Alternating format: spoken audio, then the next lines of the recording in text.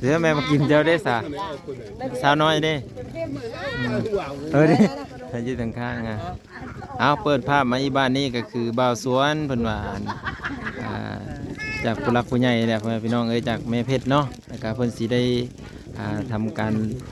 ขอบบุญขอบคุณทางแม่เพชรแล้วก็พร้อมด้วยทีมงานบ่าวแสนทุกคนพี่น้องเนาะเมื่อนี้ก็เลยว่าสิเก็บภาพบรรยากาศหลังแล้วเวียกแล้วงานเนาะหลังสำเร็จตอนทับแม่เพชรเพิ่นแล้วก็สิให้บ่าวสวนเพิ่นขอบบุญขอบคุณเพิ่นเด้อโดยเพิ่นก็มีนี่ก็บ่าวสวนนี่คือผู้หลักผู้ใหญ่เพิ่นมาแต่ประเทศนอกผู้หลักผู้ใหญ่เพิ่นมาแต่ประเทศนอกคือว่าแม่เฮาหั่นแหละแม่บ่าวสวนนั่นแหละเพิ่นมาแต่ประเทศนอกมาซอยเพิ่นซอยให้บ่าวสวนขอโทษขออภัยซอยเฮือนซ่านบ้านซองบ่อยู่ตะกี้ก็ทุกข์ยากแม่เพิ่นมาซอยแล้วก็แม่เพิ่นมายามมื้อนี้มาแต่ประเทศนอกแล้วก็มีข้าวสารมีปลากระป๋องมียำมีเงินแม่เพิ่นก็ซอยบ่าวสวนและขอบพระคุณหลายๆผู้หลักผู้ใหญ่แม่เด้อแม่เด้อและขอบคุณหลายๆบ่าวแสนบ่าวสลีบ่าวคำบ่าวบุญเคยบ่าวจิตบ่าวจานบ้างบ่าวนงแล้วก็ขอบคุณเบิดสุขทุกคนที่บ่าวสวนบ่ฮู้ชื่อเด้อแม่เด้อที่มานำกันกับแม่เด็กผู้หลักผู้ใหญ่เด้อแม่เด้อขอบคุณหลายๆได้เดินทางให้ตลอดปลอดภัยอายุมันขวัญยืนมันยืนเบิดสุขทุกคนสาธุมันยืนเดี๋ยวสิสอบถามบ่าวสวนเล็กน้อยเนาะดีใจบ่บ่าวสวนมื้อนี้ดีใจโดยมีคิดมีฝันเนาะเพิ่นสิมาฮอดเฮาได้บ่ฝันโดยเพิ่นก็มอบเงินให้บ่าวสวนแม่เพิ่นมอบเงินให้บ่าวสวน 2,000 บาทโดยแล้วก็ขอบคุณหลายๆบ่าวสวนกับผู้แคนให้เพิ่นธรรมดาผู้แคนธรรมดาโดยตอนรับเพิ่นเนาะโดยบ่าวสลีให้เพิ่นร่ำเพิ่นรวยให้เพิ่นร่ำเพิ่นรวยโดยแจกอีกหลายๆเลขสิพกตื้อพูดมาแจกอีกเด้อหลายๆผู้หลักผู้ใหญ่เมื่อทีมงานเพิ่นมาสวยเนาะโดยขอบคุณหลายๆเด้อแม่เด้อกับบ่าวแสนบ่าวสลีโดยเพิ่นมาเยี่ยมยามบ่าวสวนมื้อนี้พร้อมด้วยทีมงานไอแสนบ่าวจิตเนาะแล้วก็หลายคนเนาะบ่าวนงเนาะมื้อนี้เฮาก็เลยว่าได้มาต้อนรับเพิ่นคือกันพี่น้องเอ้ยเนาะต้อนรับจัดโต๊ะต้อนรับแม่จุเฮากับข้าวริวมาตั้งแต่ดงเห็นพุ่นน่ะเจ้ายังบ่ได้กินข้าวก็เลยว่าเอามากินข้าวกินน้ำเอ้าพากันกินข้าวกินปลาสามัคคีกันเด้อพี่น้องเด้อโดยเอากินข้าวสามัคคีกันบ่บ้างก็ดีมกดีใจเพื่อนพี่น้องเอ้ยนี่เห็นบ่เพิ่นมีไข่แน่มาฝากบ่าวสวนเนาะนี่ของฝากของตอนแม่เพชรเพิ่นตีถกข้าวสาร50 โลเลยบ่นี่เต็มสอบเลยพ่อแม่พี่น้องเอ้ยบ่าวสวนกะ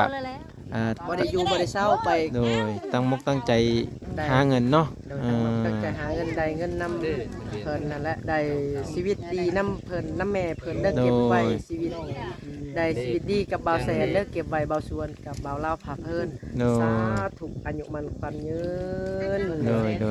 ยหมดขอบหมดโคเนาะขอให้อยู่ดีมีแฮงนี่เป็นว่าพี่น้องเอ้ยนี่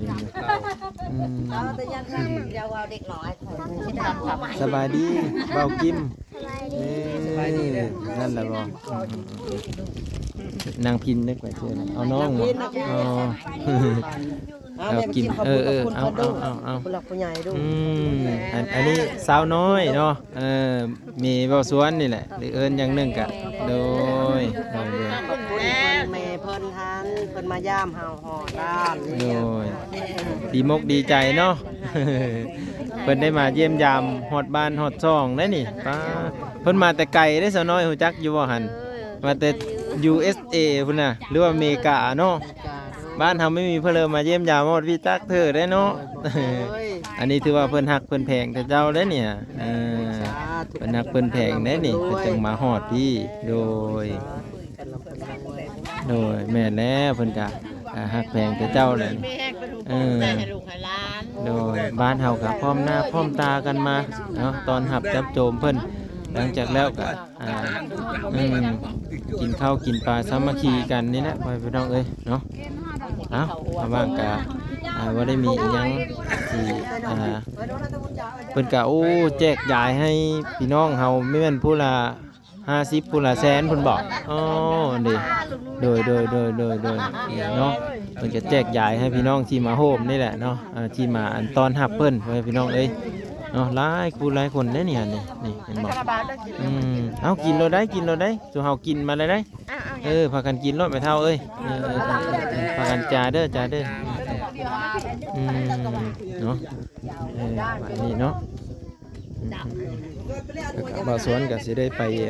พาไปขายหยังก็ขอให้เพิ่นเจริญรุ่งเรืองไปอีกพี่น้องเอ้ยเนาะซื้อได้ขายมันเนาะอันนี้ มาเกิดเมืองนอนเพิ่นอยู่ไส สวัสดีนี่แหละอยู่แถบนี้แล้วไปนำพ่อแม่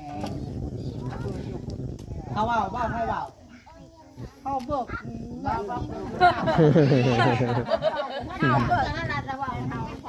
แล้วเพิ่นมาก็มีถามเพิ่นเนาะ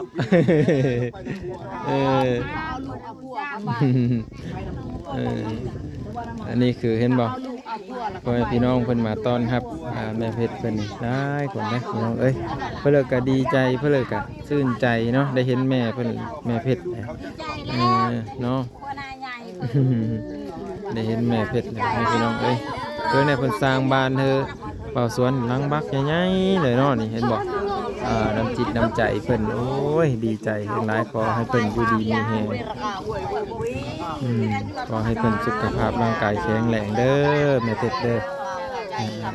เดี๋ยวเป่าสวนเพิ่นก็สิได้เก็บเครื่องเก็บของอิหยังไว้แล้วก็ญาติพี่น้องก็สิได้กลับเมื่อเฮินเมื่อซานแหละบัดนี้ฮะไปเท่ากับว่าลาวมีเยอะเขาเจอไปเลยเนาะ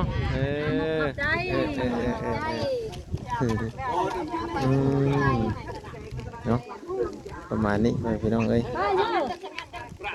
เมื่อแล้วบอกบัดนี้เสร็จแล้วคำลาไปเชื่อคำลาเมื่อแล้วคำลาเมื่อน้ำเวทเมื่อน้ำเวทแล้วเวทจับไปเลยแล้วสายเพื่อนพี่น้องเอ้ยสายไม่เท่าไปเพิ่นพระนี่เอาที่ใหม่กะเต็ดปลาเอาลงเพียบได้ค่ะเอ็มบ่ตัวนี้ได้กินแล้ว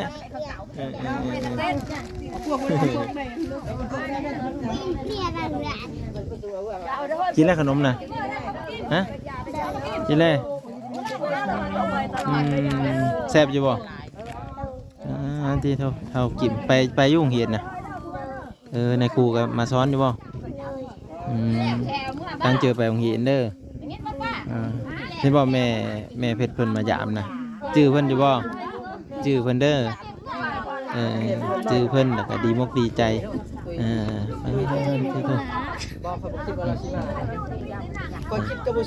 พี่น้องก็มาเยี่ยมยามกันมื้ออื่นได้ไปอยู่มื้ออื่นมื้อนี้วันยังเอามื้อนี้ฮะขานบ่วันนี้แหละทุกคนเด้ก็สู่เฮาก็สิได้กลับมือเนาะไปอัพคลิปก่อนพี่น้องเอ้ยเนาะอัพคลิปลงYouTube นี่แหละเพราะว่าแถวบ้านเนาะมันสัญญาณไม่ดีแล้วบ่าวก็สิกลับมือเลยบ่โอ้อย่างเนาะไม่เท่าได้สิขี่รถไถบ่เมื่อขี่รถไถบ่แล้วเพิ่นก็สิมาขี่รถไถมือพี่น้องเอ้ยมาพอเท่าได้สิอ้อมมือเลยบ่นี่สิอ้อมย่ามมากันนำกันบ่เอาอยู่ดีมีแฮงเพิ่นเลยสิมานำแม่เท่าน้อยเด้อเพิ่นเลยสิมานำเพิ่นน่ะมาได้มาแต่เมืองนอกได้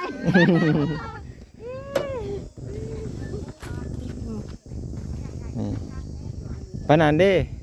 มีมือบ่มือแล้วบ่โยรถติดเลขติด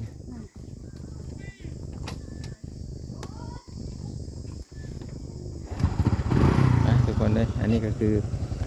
บ้านเรือนของบ่าวสวนเนาะกับ มาว่างกันมาถ่ายบรรยากาศเด้อพ่อให้พี่น้องได้เบิ่งเด้อพี่น้องเด้อก็ดีมกดีใจเนาะอันนี้ก็เป็นคำดีมกดีใจเนาะของหันบ่าวสวนพ่อให้พี่น้องเอ้ยเพิ่นก็ขอบคุณทั้งแม่เพชรที่ซื้อข้าวซื้อ